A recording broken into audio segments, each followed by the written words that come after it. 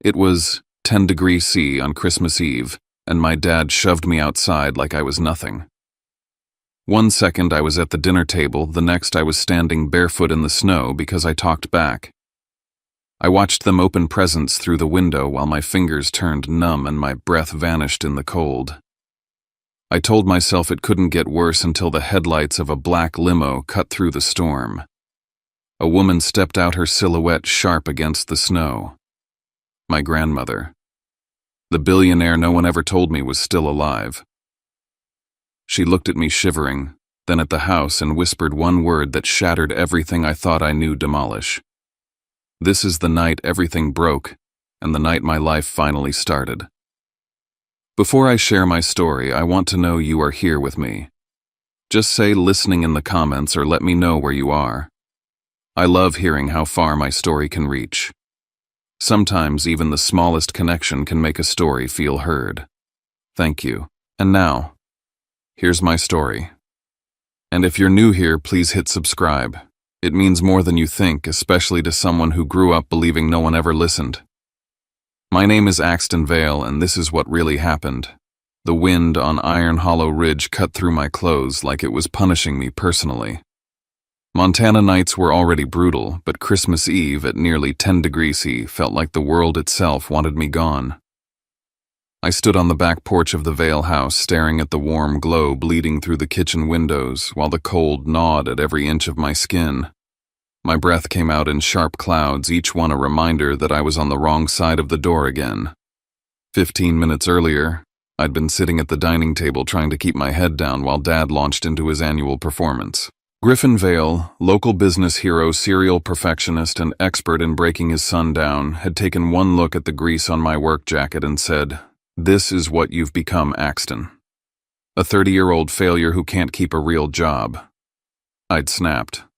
Not loudly, not disrespectfully, just finally honest. At least I work, Dad. At least I don't pretend to be someone I'm not. His face flushed embarrassment, turning into rage within seconds.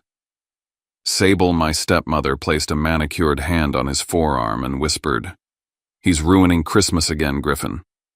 Jackson, my younger brother, golden child of the Vale dynasty, chuckled under his breath.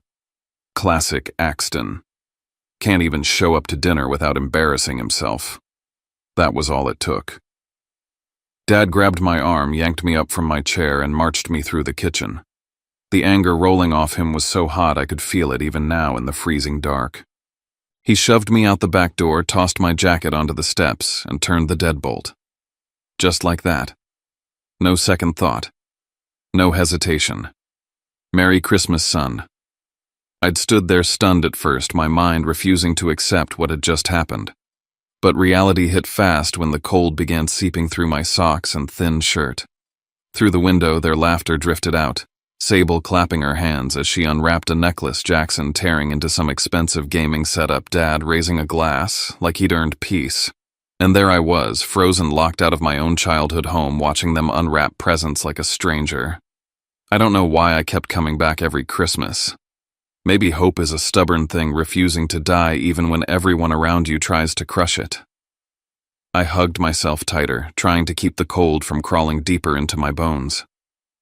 My vision blurred with a mix of wind and humiliation when suddenly a pair of blinding headlights cut through the swirling snow. A black limousine. Glossy, unfamiliar, out of place in this rural mountain town.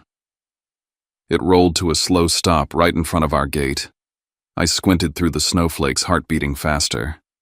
I'd never seen this car before. Never even seen a limo on Iron Hollow Ridge.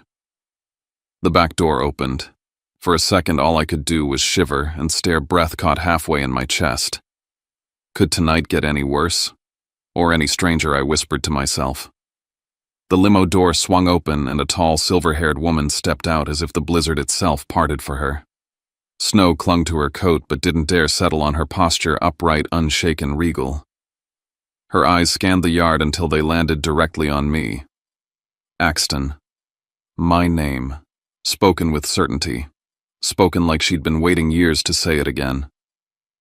I froze, not from the cold this time. I hadn't heard that voice since I was 8 years old. Rowena. My voice cracked around the name. Rowena Sterling, my grandmother on my mother's side. The woman my dad insisted was gone dead or unfit depending on what story he felt like telling that year. The woman whose name was banned in the Vale house, whose blood ran in my veins, but whose existence had been erased. She walked toward me, her gaze sharp enough to cut through the dark. When she saw my trembling hands and snow-dusted hair, something changed in her expression, ice melting into fury. "What did they do to you?" she asked quietly, but her voice carried the weight of a storm. I didn't answer. I didn't have to. Her eyes slid past me to the warm, glowing windows where my family sat laughing. The anger that tightened her jaw was instant, raw, protective, terrifying. Then she said it. Words that made my breath hitch. "You never deserved this, Axton, especially not when you're the last rightful heir of the Sterling line." I blinked. Hard. What? But she wasn't done. "I've spent years trying to reach you," she said, her voice low. Letters sent back, calls blocked, addresses changed, every attempt erased. A cold spike of realization pierced through me, a different kind of cold than the snow. Dad had done that. He'd cut me off from her before I even knew I had a choice. My heart beat loud enough to drown out the wind as Rowena stepped past me, staring directly at the house I'd grown up in, the same house that had pushed me out into the snow without a second thought. Snow swirled around her boots as she lifted her chin toward her driver, a tall man in a black coat. Her voice was a blade, one single command: demolish. I stared at her, breath frozen midair. I wasn't sure whether she meant it literally or as an expression of rage. But then the faint sound of engines rumbled from down the hill, heavy diesel engines, followed by radio static, followed by rotating warning lights cutting through the dark. That's when I realized it. Demolish wasn't a metaphor, and whatever was coming was already on its way. Snow kept whipping across the driveway, gathering around the wheels of the demolition trucks that pulled in one after another. Their headlights cut across the property like searchlights bouncing off the metal barricades the county deputies were unloading. Within minutes, the quiet ridge transformed into a controlled operations site. Iron Hollow sheriff units parked in a tight formation. 2 SUVs marked with the Sterling Dominion crest rolled up behind them, and a man in a charcoal coat stepped out holding a thick folder of legal documents. Everything moved with terrifying precision, as if this moment had been rehearsed for months. Maybe it had. I stared at the scene unfolding, my breath shaking with each exhale. "Why are you doing this? How did you even know I was here?" I finally asked Rowena. My voice was barely audible over the engines. She didn't answer. Instead, she placed a hand on my shoulder, firm but gentle, and guided me toward the limo. "Get inside, dear. You're freezing." The warmth of the leather seats surrounded me, but my mind stayed locked on the chaos outside. The Sterling attorney approached the deputies with documents in hand. One of the officers looked toward the house, his face tightening with surprise. The attorney turned toward me through the cracked limo door. "Mr. Vale, under the authority of the Sterling Trust, this property is being repossessed. Your father has defaulted on a long-standing mortgage tied to Sterling land. This house is no longer legally owned by the Vale family." My heart dropped. Dad always bragged about owning every stone on Iron Hollow Ridge. I'd grown up hearing him claim he built this house with his bare hands, a symbol of his success. But now it wasn't even ours. He'd been living on borrowed land, borrowed money, borrowed time. The front door burst open. Sable ran out in her robe, screaming at the officers. "You can't just take our home. This is harassment. Griffin, get out here." Jackson followed behind, her phone raised, already filming. "Yo, does anybody know what's going on? They're taking our house. Someone call a lawyer." He turned the camera on himself, putting on the dramatic face he always used for his online followers. Even now he cared more about views than what was actually happening. Dad appeared last. His voice thundered across the yard the moment he saw the Sterling vehicles. "Turn those machines around. This land is mine. I'll sue every one of you." Rowena stepped out of the limo. Her presence alone silenced half the crew. Griffin froze like he'd seen a ghost. It's been a long time, Griffin. She said, her tone steady but edged with a history I didn't yet understand. You, he snarled. You have no right. You silenced me for 22 years, she cut in, and you siphoned sterling funds to prop up your failing projects. You kept my grandson from me, intercepted my letters, and forged documents tying him to your household, so nothing would reach him. You did all of that while pretending to be a respectable man. Griffin's face drained of color. Then came the denial, sharp and predictable. Lies. All lies. But his eyes kept darting to the deputies and the attorney men who weren't listening to him anymore. I watched my two worlds collide in front of me. The family I grew up with, loud and flawed and cruel, and the grandmother I barely remembered standing there with power purpose and a rage that felt like it had been waiting decades. My chest tightened. For the first time, I wondered just how many lies I had swallowed over the years. What else had Dad taken from me? What else had been rewritten? Then Rowena looked directly at me. You deserve the truth about your mother, she said. She didn't die the way he told you. The ground felt like it shifted beneath me. My mother's death was the one story I had never questioned, the one thing too painful to revisit. But now she was telling me it wasn't true. Before I could speak, the deputies finished taping up the property. A bright orange notice was stapled to the door. Sable screamed. Jackson kept filming. Dad tried to push past an officer and was immediately restrained. The house, my childhood home, was officially condemned. Rowena touched my arm. It's time to go. I stepped into the limo, watching through the tinted glass as the Vale house my entire life as I knew it was sealed off. For the first time I understood that walking away might be the only way forward. And now I had to decide whether I truly wanted answers, even if they destroyed every memory I had left. The drive out of Iron Hollow felt unreal, like someone had lifted me out of my life and dropped me into another man's story. Snow blurred into white streaks outside the window, and the leather seat was too soft, too warm, too unfamiliar. My hands wouldn't stop shaking, not from the cold anymore, but from everything I had just witnessed. Rowena sat across from me, studying me with an expression that was equal parts relief and heartbreak. You're safe now, she said quietly. Safe. I didn't even know what that meant anymore. We flew through the night toward Aspen, Colorado, where the Sterling estate loomed like something out of a world I had never belonged to. Massive iron gates opened without hesitation. The driveway stretched longer than the entire street I grew up on. The house itself, no, the mansion, rose behind the pines, glowing gold against the snowy mountains. I stepped out of the limo, feeling like an intruder. Inside, everything was polished stone, warm lighting paintings worth more than anything the Vales had ever owned. Staff moved respectfully around us, as if this moment had been anticipated for years. When we finally sat in a private study, I asked the question that had been burning through my mind since she appeared in Iron Hollow. Why did you stay away? Why didn't you fight harder to see me? She didn't hesitate. I did fight Axton. But every time I came close, Griffin threatened to report me for harassment, threatened to take you away, threatened the authorities with fabricated accusations. He told me he would have you placed in foster care if I tried to contact you again. My stomach twisted. He said, talking to you would ruin my life.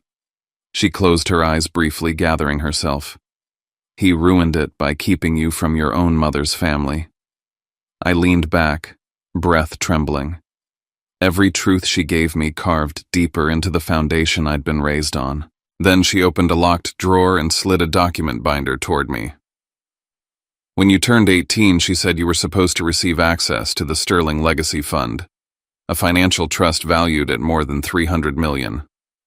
My mouth went dry. But you never came to claim it. The paperwork was returned to us as signed and completed, all of it signed by someone named G. Vale. I stared at the signature across the acceptance form. It wasn't mine, but it was a signature I had seen thousands of times on report cards, permission slips, tax forms. My father's. He had forged my name, stolen my inheritance, stolen my chance at a life beyond his control. The reality hit me so hard I felt dizzy. Every time I'd struggled, he'd watched. Every time I'd needed help, he'd let me fail. I had never been trapped by circumstances. I had been trapped by him. Rowena reached out, her voice steady. You were never meant to live the life he forced on you. And now that he knows I've found you, he will not sit still. As if on cue, her assistant hurried into the room with a tablet in hand. Ma'am, we have a security alert. Someone attempted to access old medical files belonging to Ms. Vale Axton's mother. And someone also tried to pull Axton's hospital records from when he was a child. My heartbeat stopped. Who? Rowena asked. The assistant turned the screen toward us. A security camera photo captured the man at the records office. Griffin Vale. Something inside me cracked. If he was digging into those files, then the story of my mother's death, the one he'd repeated my whole life, might have been a lie. I stood up, feeling the ground shift beneath me again. I need to know what really happened to her. Rowena nodded. Then we searched together. But you must understand, once we start, there's no turning back. I swallowed hard. I'm ready. And for the first time in my life, I meant it. St. Lupin Medical Center sat on the edge of Denver, a gray stone building that felt colder inside than the snowstorm outside. The fluorescent lights hummed overhead as Kieran and I stepped through the sliding doors, each footstep echoing with the weight of answers I had chased my entire life. I'd imagined this moment countless times, imagined finding a neat, simple truth about my mother's death. But the air in that hospital felt heavy, like the walls themselves were preparing to break something open. We approached the records counter, and the moment the elderly nurse looked up at me, her breath hitched. Her eyes softened in a way no stranger had ever looked at me. My God. You look just like her, she whispered. You're 22 years too late, sweetheart. Her words sank into me like ice. Before I could ask anything, she motioned us closer, lowering her voice. You're looking for your mother's file, aren't you? I nodded. She typed a few keys, frowned deeply, then turned the monitor so I could see. A red stamp covered the screen from corner to corner. Sealed by court order. My chest tightened. Who ordered it? She hesitated only for a moment before saying the name I had begun to fear in a new, darker way. It was sealed by Griffin Vale. For a second, I forgot how to breathe.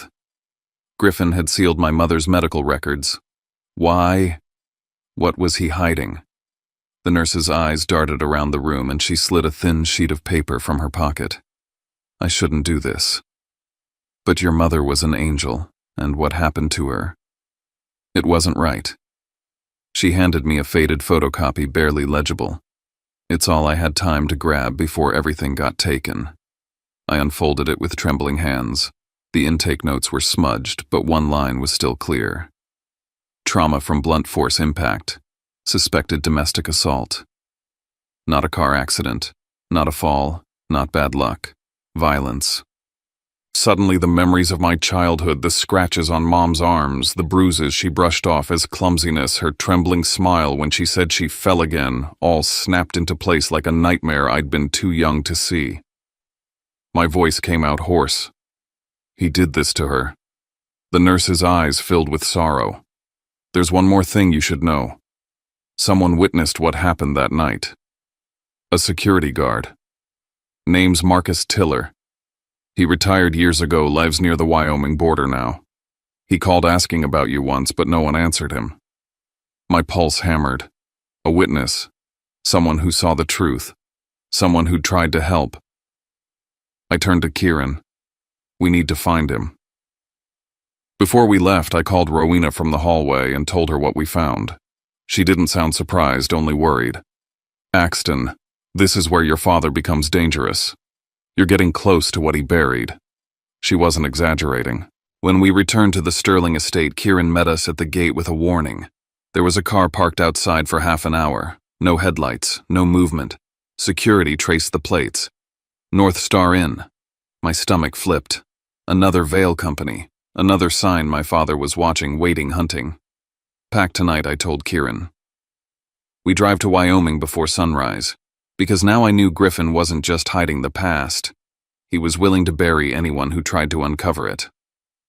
We left Aspen in the dead of night, the mountains towering above us like silent giants as we drove over frozen passes.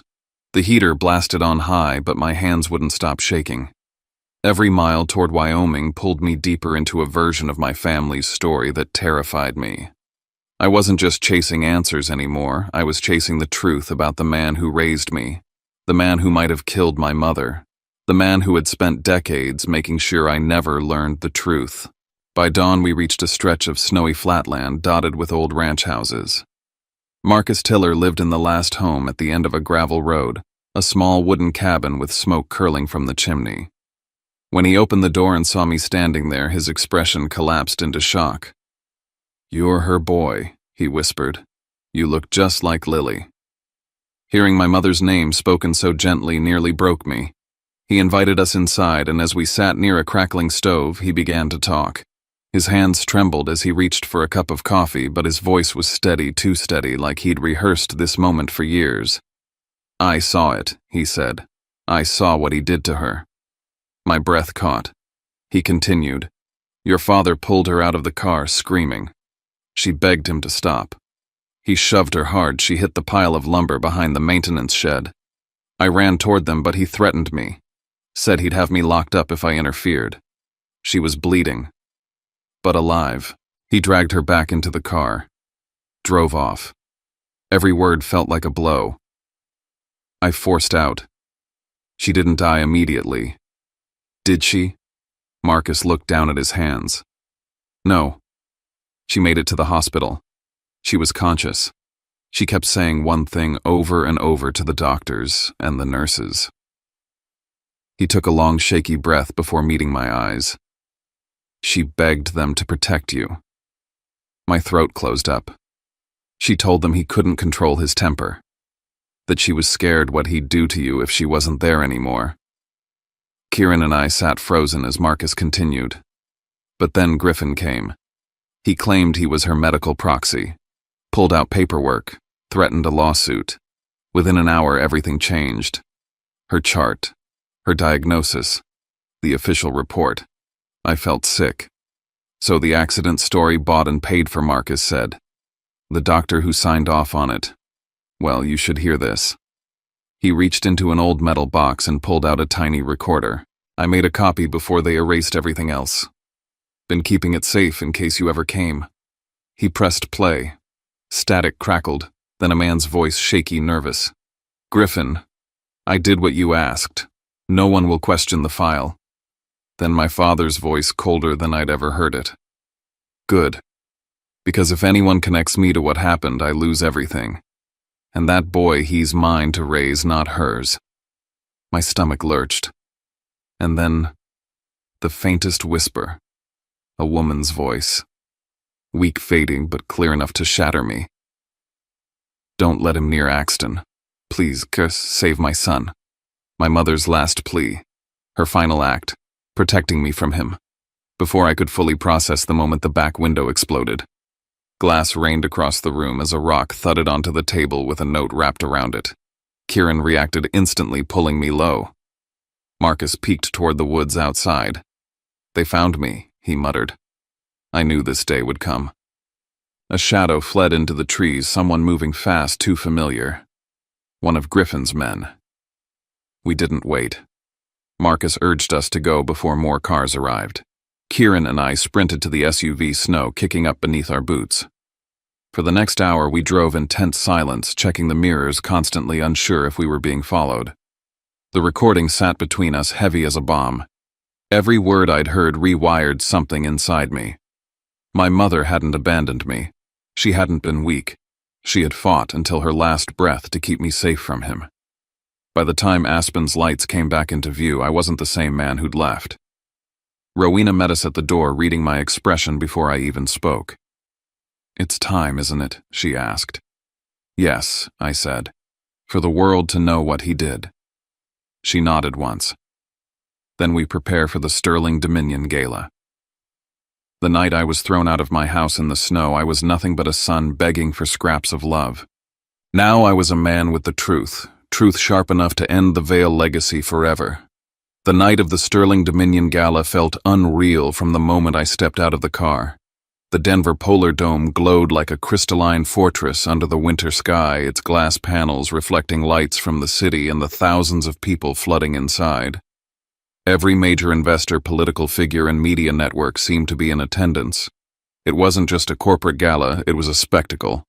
A battlefield dressed in gold and champagne. Rowena's team had spent hours preparing me, fitting me into a tailored black suit, grooming every detail so I would walk in looking like what I truly was, the rightful heir of the Sterling bloodline. But beneath the polished exterior, my chest was tight. I knew I was walking into the night that would end everything I thought I knew about my family. Inside, chandeliers sparkled overhead as the orchestra played softly, yet the tension in the air was undeniable. Every step I took reminded me Griffin would not sit quietly while his constructed empire cracked apart. He would try to salvage something: his reputation, his control, maybe even me. Rowena whispered beside me, "Tonight we show them the truth. No more shadows." Her confidence steadied me, but a knot still formed in my stomach. It wasn't just fear of speaking in front of 1,000 strangers. It was fear of tearing open the last memory I had of my mother, a memory that was already fractured. We took our seats at the front and the program began. But just minutes into the opening remarks, a disturbance rippled across the VIP section. I looked up and there he was, Griffin Vale. He forced his way past ushers flanked by 3 lawyers in cheap suits, as if he could march in and reclaim authority just by pretending he still had it. His expression was tight, jaw-clenched, eyes darting until he spotted me. Our gazes locked. And in that instant, I knew the climax of this entire story had finally arrived. He intended to fight even now.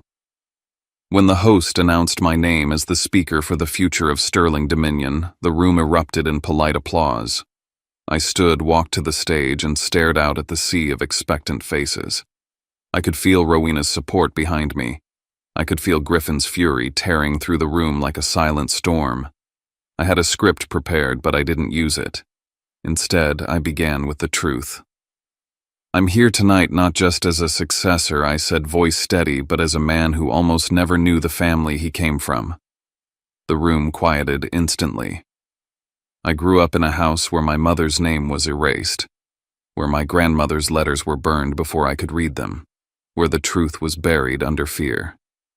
This past Christmas, I was thrown out of that home into the snow, into the cold, just for speaking up. The murmurs began soft but growing. I took a breath and pressed forward, and now I'm here to speak about everything that was kept from me, everything that was taken. The screen behind me lit up with documents, mortgage records, maps of the Vale property, evidence of fraudulent signatures, dates showing Griffin had used my identity to secure loans and access Sterling assets. A collective gasp swept the room. Investors snapped photos. Shares of my father's corporations would be tumbling before the night ended. I wasn't prepared for what came next. Griffin shoved his way onto the stage, grabbing a microphone. "This is slander," he roared. "He's been manipulated by that woman, Rowena Sterling, who has always wanted to destroy my family." He pointed at me. "You are my son. You belong with us, not with them. Sterling Dominion is a machine of exploitation. They've twisted you to steal what I built." But he didn't build anything. Not even his lies held shape anymore. I let the crowd settle, then said quietly, "If you truly believe that, then listen to this." With a nod to the technicians, I played the recording Marcus had given me. The room fell completely still. My father's voice echoed through the dome, cold, calculated. The doctor's voice trembled. And finally my mother's whisper, that fragile plea to save me. People covered their mouths. Others lowered their heads. The weight of her last words filled the room like a storm cloud finally breaking. Griffin staggered backward as if the truth itself had struck him. Before he could speak, one of Sterling Dominion's attorneys stepped onto the stage. "The physician involved in falsifying the medical report has confessed," he announced. "His testimony directly implicates Mr. Vale." The statement was read aloud. Griffin had paid to rewrite the cause of death-bribed hospital officials and silenced evidence of domestic violence. By the time they finished, Griffin wasn't just disgraced. He was ruined. Investors from North Star Inn hurried out. Photographers swarmed. Organizers asked security to intervene. 2 guards took Griffin by the arms, escorting him out as he shouted incoherently, his final fragments of power slipping away. I watched him leave. For the first time, he looked small. Not a monster. Not a tyrant. Just a man stripped of the lies he clung to. The gala resumed, but everything had changed. As the applause rose around me, as reporters scribbled notes and cameras flashed, I realized the end was close, but the aftermath would be its own battle. I stepped down from the stage knowing nothing would ever be the same again, and for once that felt right. The morning after the gala, my phone buzzed non-stop. When I finally opened it, the screen was flooded hundreds of messages, dozens of missed calls, and more notifications than I could process. News outlets from Denver to Montana ran headlines about the sterling heir confronting his father in front of the entire financial world. Clips of my speech and the audio recording had already gone viral. I wasn't prepared for fame, not the sensational kind, not the painful kind that comes from exposing your own family, but there was no turning back now. By noon, the Iron Hollow Sheriff's Department released a formal statement. Griffin Vale was being charged with forgery, financial fraud, intentional obstruction of justice, domestic violence resulting in death, tampering with medical evidence, and bribery of a healthcare professional. Hearing the charges read aloud felt surreal. I didn't feel triumphant. I didn't feel broken. I felt balanced, like the world had finally acknowledged the truth I'd carried unknowingly for decades. Sable vanished from town within hours of the news breaking. Jackson tried to distance himself publicly but ended up digging his own grave when old videos resurfaced, clips of him mocking me, belittling me, laughing as I was thrown out into the snow. Brands cut ties. His followers turned on him. And for the first time, I didn't feel the urge to rescue him or anyone else. Some endings aren't tragedies. They're consequences. At the Sterling estate, Rowena stood beside me as she made an announcement she was transferring management of the Northern Mountain Division of Sterling Dominion to me. It wasn't just a title, it was a place to rebuild myself, my future, and the legacy of the family I was meant to have. With Kieran Holt as my senior advisor, we began structuring new initiatives. My first directive was personal, a fund to support children affected by domestic violence, and another to protect workers exploited by powerful families, both in honor of my mother. Later that week, Rowena's legal team uncovered something else. A letter. A letter my mother wrote to Rowena days before she died but was intercepted and never delivered. In her handwriting, she wrote about wanting to leave Griffin, wanting to take me and return to Aspen where she and I would be safe. She wrote about fear. She wrote about hope. She wrote about love. She never got the chance to send it. Reading it felt like someone had placed her hand in mine after 22 years. When I finally returned to Iron Hollow, the Vale house was gone. In its place was a vast empty lot covered in frost. I stood there for a long time, feeling the ache of my childhood and the freedom of my adulthood colliding inside me. I decided then to build something new on that land, a community center named after my mother.